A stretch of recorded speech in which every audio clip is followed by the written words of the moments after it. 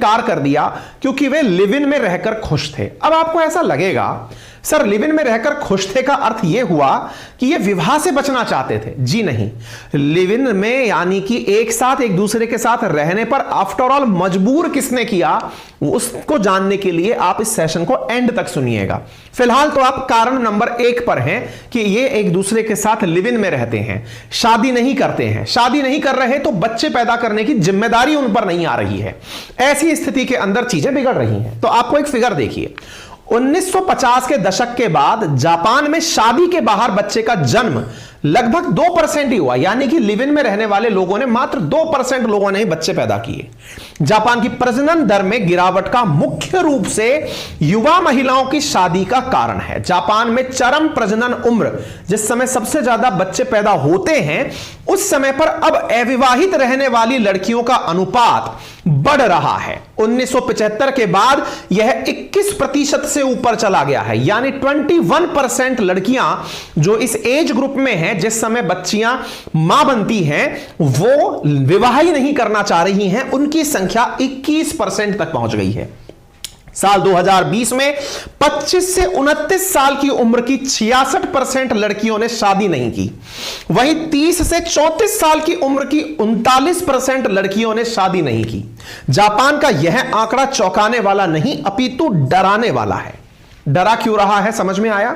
वहां की सरकारें चिंतित हैं कि जब हम ये संपत्तियां बना रहे हैं इनका संरक्षण कौन करेगा? जापान तो हाईटेक बन गया लेकिन इसमें रहेगा कौन? ये चिंताएं क्यों बन रही हैं? क्योंकि महिलाएं गर्भ धारण करने से, बच्चा पालने से बचना चाह रही हैं।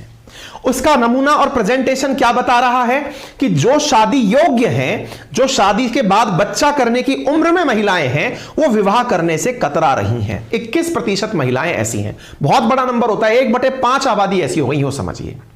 आप इधर देखिए, record number of young people in Japan rejecting marriage, ऐसा सर्वे में पाया गया है। यह सितंबर 2022 की कटिंग आपके सामने है। ठीक है साहब, अब इसके पीछे का क्या कारण है? क्योंकि हर कोई कारण जो है, मतलब हर घटना अपने पीछे कोई कारण लेकर आती है। हर घटना अगर अपने पीछे कोई कारण लेकर आती है तो मैं अब आपको एक स्टैटिका का आंकड़ा साझा कर रहा हूं कि भाई महिलाएं क्यों कह रही हैं कि हमें बच्चे नहीं करने। उसके पीछे का कारण सुनिए। कारण है यहां पर वुमन एम्पावरमेंट। महिलाओं को एम्प्लॉयमेंट में जो योगदान दिया गया है, या महिलाएं जो काम करने जा रही हैं, रोजगार में जो भागीदार बन रही हैं, उनका परसेंटेज देखें आप एक बार। सब महिलाओं ने 2013 के अंदर 47% महिलाएं नौकरी करती थी। आज की स्थिति 53% महिलाएं जापान के अंदर नौकरी कर रही हैं। अब आपके दिमाग में प्रश्न बनेगा, तो क्या नौकरी करना बच्चे पैदा करने में बाधा बनता है क्या? क्या आप यह कहना चाहते हैं क्या कि महिला एम्पावर हो गई तो फिर वो बच्चे पैदा नहीं करेगी? मैं नहीं कह रहा ये सब बातें, ये फिगर्स हैं जो एक दूसरे को रिलेट कर रहे हैं। फिर आपके दिमाग में एक प्रश्न बनेगा, महिला को नौकरी के लिए मजबूर किसने किया? इस समाज ने किया। सरकार का रोल आएगा, एंड में आएगा वो, लेकिन फिलहाल के लिए आप फिगर्स देखते चलिए। जो ऑब्जर्वेशंस आ रहे हैं आप उन्हें समझिए। महिलाओं का जैसे जैसे कार्य में भागीदारी बढ़ता गया, जापान के अंदर जो शादी ना करने वालों की संख्या है वो बढ़ती गई। शादी ना करने वालों की संख्या बढ़ती गई तो इनके यहां पर टीएफआर घटते घटते निचले स्तर तक पहुंच गई। अब यह नमूना जब देखा गया, यह केवल जापान में नहीं, इन दिनों चीन के अंदर भी यही चीज की सबसे बड़ी परेशानी बनी हुई है। हम आएंगे उस पर भी। तो जापान की युवा लड़कियां देश के आर्थिक अवसरों में तेजी से सुधार के कारण शादी करने और बच्चा पैदा करने से कतराने लगी है। अब इसके पीछे का कारण क्या है? स्वाभाविक सी बात है कि महिला जब जॉब पर होती है, अगर उसे गर्भ धारण करना पड़े, बच्चे का लालन पोषण करना पड़े, तो वो जिस गति से तेजी से जॉब में आगे बढ़ रही होती है, लगभग 1 से 1.5 या 2 साल का उनकी प्रोग्रेस में एक रुकावट आ जाती है। यह अवधारणा या धारणा नहीं है, यह सच्चाई है। केवल सरकारी नौकरियां ही इसलिए पसंद की जाती हैं क्योंकि उसमें प्रोग्रेस आपके टाइम बाउंड मैनर में होती है। प्राइवेट सेक्टर जो कट थ्रॉट कंपटीशन का चलता है, जहां की आपकी कॉम्पिटेंस मायने रखती है, वहां पर महिलाओं के गर्भ धारण करने से लेकर बच्चे को जब तक वो स्कूल जाने लायक स्थिति में ना हो जाए, महिला को अपनी कॉम्पिटेंस के साथ कॉम्प्रोमाइज करना पड़ता है। अब वो जो कॉम्पिटेंस में कॉम्प्रोमाइज है, इससे बचने के लिए महिलाएं अपने आप को ऐसा पा रही हैं कि उन्हें बच्चे पैदा ही नहीं करने चाहिए, क्योंकि उन्हें योगदान अर्थव्यवस्था में देना है, इंडिपेंडेंसी को देना है और आगे लेकर आगे बढ़ना है। एक नमूना देखिए, जापान में 4 सालों के अंदर जो प्रोफेशनल कोर्स होते हैं, जैसे कि ग्रेजुएट, जो आप बीटेक इंजीनियरिंग वगैरह जो टाइप के कोर्स करते हैं, उनमें दाखिला लेने वालों में लड़कियों की संख्या में भारी इजाफा दर्ज किया गया है। इजाफा इतना कि यहां 4 वर्षीय कॉलेज प्रोफेशनल कोर्स के अंदर महिला युवा जो हैं, उनकी संख्या के अंदर बेहतरीन बढ़ोतरी देखी गई है। यानी महिलाएं प्रोफेशनल बनना चाहती हैं, शादी के बंधन में बंधने के लिए वो तैयार नहीं हो रही हैं। लड़कियां ना तो शादी करना, ना बच्चे पैदा करना, ना उनकी परवरिश करना, ना घर संभालना, इन्हें अब वो बोझ समझने लगी हैं। अब इसके पीछे का एक कारण पुरुष समाज के ऊपर भी जाता है, और वो क्या है? जापान के जो पुरुष हैं वो महिलाओं के साथ अगर काम में साथ देते तो शायद ये स्थितियां ना आती। घर में जिस प्रकार से पुरुष कार्य में सहायता देते हैं, अगर वो यहां पर भी दे रहे होते तो महिलाओं की यह मानसिकता विकसित ही ना हो पाती। यही कारण है कि जापान में बढ़ती हुई वर्कफोर्स में महिलाओं का योगदान बढ़ता चला गया और समाज एकाकीपन की तरफ चला गया। महिला और पुरुष एक दूसरे के साथ लिव इन में रहने लगे, शारीरिक जरूरतों की पूर्ति होने लगी, लेकिन समाज की जिम्मेदारियों से बचने का रास्ता अपना लिया। आपके सामने एक एग्जाम्पल है, record number woman joining Japanese workforce. आप यहां पर देखें कि जापान के अंदर जो वर्कफोर्स में महिलाओं का कंट्रीब्यूशन रहा है वो लगातार इंक्रीज होता जा रहा है। जहां पुरुषों का डिक्रीज हुआ है वर्कफोर्स में, जापान में काम करने वाले लोगों के अंदर प्रतिशत पुरुषों की संख्या घटी है, वहीं महिलाओं की संख्या में इजाफा हुआ है। वो 46% से बढ़कर 51% पहुंच गई, लगभग 52% 2019 के अंदर पहुंच गई। क्लियर है? किसी देश की शुद्ध वार्षिक जनसंख्या की परिवर्तन की गणना, इन सब में केवल यह कहना कि बच्चे पैदा नहीं हो रहे, यह भी गलत है। बहुत से अन्य कारण भी हैं, जैसे लोगों का पलायन करके दूसरी जगह जाना, नए जन्म लेना, वृद्धों की मृत्यु होना, और भी बहुत सारे फैक्टर हैं जो जनसंख्या को प्रभावित करते हैं। ऐसी स्थिति में निक्की एशिया के अंदर इस महीने में एक खबर छपी और कहा कि जापान की समस्या का समाधान क्या हो सकता है।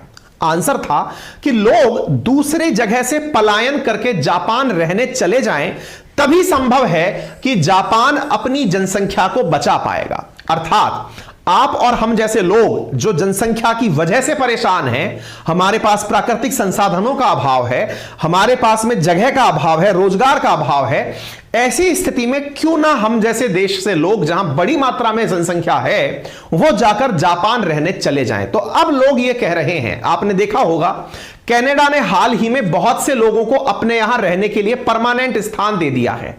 जहां कहीं पर भी विवाद चल रहा हो, कनाडा बोलता है हमारे यहां आकर रह लो, विवाद हो हमारे यहां आ जाओ। यानी आपके पास जगह है, उस पर रहने के लिए वर्कफोर्स चाहिए। वर्कफोर्स के लिए अब इन देशों की तरफ देखा जा रहा है जहां पर बड़ी जनसंख्या लोग पैदा हो रहे हैं। ठीक है, इमिग्रेशन सॉल्यूशन के रूप में देखा जा रहा है। आप में से कुछ लोग कहेंगे फिर तो साहब हमें भी आवेदन कर ही देना चाहिए, आज से हमारा जूता जापानी नहीं, हमारा सब कुछ जापानी होगा। इतना आसान नहीं है। आप पूछेंगे क्यों? जापान के नियम कड़े हैं। मैंने कहा वो तो बात दूसरी है कि जापान का पासपोर्ट हेनले पासपोर्ट इंडेक्स में हमेशा टॉपर में रहता है, लेकिन उसके बावजूद भी यहां पर एक और परेशानी है, और वो क्या है? यहां की महंगाई। साथियों, असल में जापान में जो महंगाई है वो हिंदुस्तान की तुलना में ऑलमोस्ट 1.5 गुना है। अब आप पूछेंगे कि ऐसा क्या है? मैं आपको कुछ नमूने देता हूं। 1.5 से 2 गुना तो आम बात है जापान के अंदर महंगाई का होना। दुनिया के लिए चिंता का सबब है जापान की महंगाई। कहा जाता है कि भारत से 182% तक सामान महंगा है, वहीं चीन में भारत से 104% तक सामान महंगा है। आप पूछेंगे ये कैसे तय होता है? चलिए मैं इसको इंडियन रुपी में ही कन्वर्ट करके तय करवाता हूं। इंडियन रुपी, जैसे भारत में यदि आप भोजन करने जाएं, ब्रेकफास्ट नहीं लंच करने जाएं, आपने कोई कोल्ड ड्रिंक या फिर कोई भी जूस वगैरह खरीद कर खाना खाने की कोशिश की, तो सामान्यतया आप 371 रुपए में जो भोजन करके आएंगे, जापान में वही भोजन करने में आपको 951 रुपए खर्च करने पड़ेंगे। वहीं पर यदि जापान के अंदर आपको 1 लीटर दूध खरीदना पड़ा जो भारत में 55 से 60 रुपए में मिल जाता है, भारतीय रुपए में कन्वर्ट करके अगर जापान में उसी को तुलनात्मक रूप से जाना जाए तो वो 139 रुपए लीटर पड़ता है। यानी जापान की जो महंगाई है वो भारत की तुलना में कई गुना अधिक है। ऐसी स्थिति में जो सामान्य जीविका का खाना है वो 135% तक ज्यादा महंगा होता है। आप पूछेंगे और ये तो चलो खाना हुआ। मैंने कहा भाई रोटी, कपड़ा और मकान ये बुनियादी आवश्यकता होती है किसी के भी रहने की। अब आप आ जाइए रहने के ऊपर, मकान के ऊपर। मकान में जहां भारत के अंदर एक फर्निश्ड फ्लैट का मासिक किराया अगर आप मुंबई जैसी जगह पर रह रहे हो तो भी आपको 50,000 रुपए महीने में बेहतरीन तरीके से एक रहने लायक पॉश इलाके में 50,000 बहुत बड़ी रकम है, उतने में आपको फिर भी एक रहने लायक लग्जरी फ्लैट मिल जाएगा। वो बात दूसरी है कि आप 5 लाख रुपए रेंट देकर रह रहे हो या 5,000, लेकिन एक सामान्य जिंदगी जीने वाला व्यक्ति से मतलब उससे अपर मिडिल लेवल क्लास की बात कर रहे हैं अपन। वही चीज अगर जापान में लेने जाएं आप तो वो 1,37,000 रुपए में पड़ती है, अर्थात लिविंग लगभग 3 गुना महंगी है।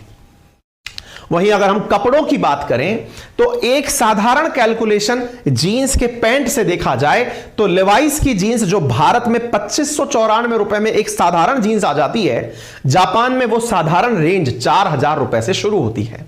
इसका सीधा सा अर्थ क्या हुआ? रोटी, कपड़ा और मकान ये तीनों जापान में भारत से कई गुना अधिक महंगे हैं।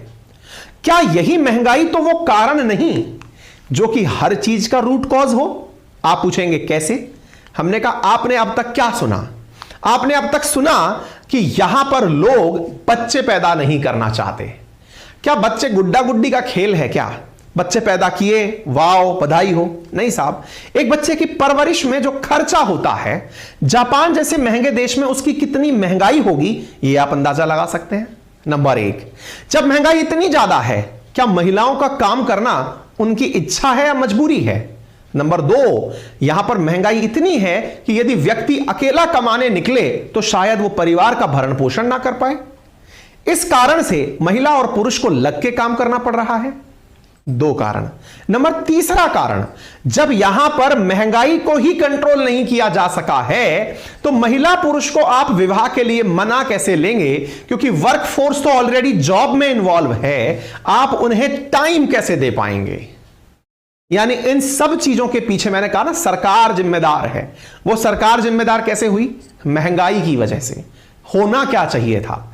जापान में जब इतनी टेक्नोलॉजी है तो चीजें तुलनात्मक रूप से सस्ते दामों पर मिलनी चाहिए थी। जब चीजें सस्ते दामों पर मिलती तो आजीविका आसान होती। आजीविका आसान, इंडिया में आइए, मोस्ट वेलकम है आपका। आजीविका इतनी आसान है कि आदमी कई बार तो यह डायलॉग मारता हुआ पाया जाता है कि भाई साहब मैं 5 रुपए जेब में रखूं और सुबह से लेकर शाम तक केवल रिश्तेदारों के चाय कॉफी पीते हुए निकल जाऊं तो भी मेरा दिन कट जाएगा। भारत में आप अगर 1 पैसा नहीं कमाते हैं तो भी चिंता ना करें, भारत सरकार है आपको तरह तरह की योजनाओं से लाभ पहुंचाने के लिए। हालांकि भारत में पाकिस्तान से जस्ट डबल गरीबी रेखा के नीचे वाले रहने वाले लोगों की संख्या है। अरे भाई आबादी भी तो बहुत ज्यादा है ना, दुनिया की 1/5 आबादी हम ही रखते हैं। लेकिन उसके बावजूद भी उनकी परवरिश करने के लिए भारत सरकार मुफ्त अनाज से लेकर मनरेगा की मजदूरी, हेल्थ सुविधा से लेकर के रोजगार की सुविधा तक सरकार उपलब्ध कराती है। तो आप कहेंगे क्या वहां पर सामाजिक सुविधाएं नहीं है?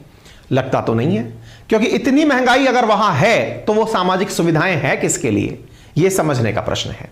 इसी कारण से यहां की सरकार टैक्स इंसेंटिव और फाइनेंशियल बेनिफिट देकर लोगों को आकर्षित कर रही है कि भाई मैं तुम्हें टैक्स में राहत दिलवा दूंगा या तुम्हें फाइनेंशियल बेनिफिट दे दूंगा, एक बार के लिए साथ चलो। यही कारण है कि जापान की सरकार ने 48,000 रुपए तक यहां लोगों को एक्स्ट्रा बेनिफिट देने का पेमेंट में निर्णय किया है यदि बच्चा पैदा होता है। उम्मीद है आपको सारी बातें आसान भाषा में समझ में आ गई होंगी।